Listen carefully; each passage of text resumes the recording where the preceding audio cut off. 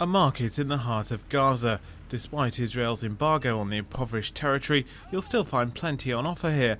Washing machines, fridges and all the latest fashions. For years, Gaza has stocked up illegally, receiving goods from Egypt through underground smuggling tunnels.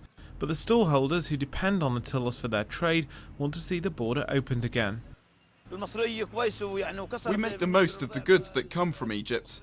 These goods allow us to get round the embargoes. But if the goods were to arrive legally, they would be in a better condition, because most of the time they arrive broken or damaged. Coming through one of the tunnels today, charcoal. 40 tonnes is being passed through in 2 or 3 days. It sells for $150 a tonne.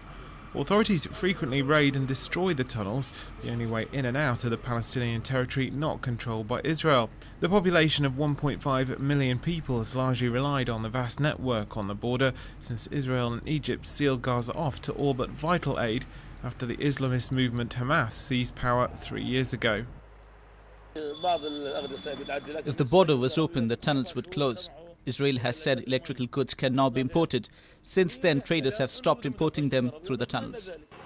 Since the recent controversy over Israel's deadly raid on a convoy of Gaza-bound aid ships, Israel has caved in to international pressure and authorities have decided to ease the blockade. The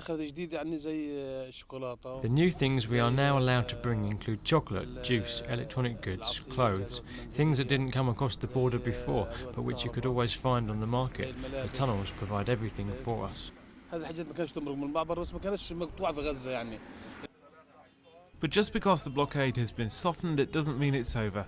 And the Palestinian territory, which doesn't control its own airspace or access to the sea, remains dependent on the goodwill of Israel and Egypt.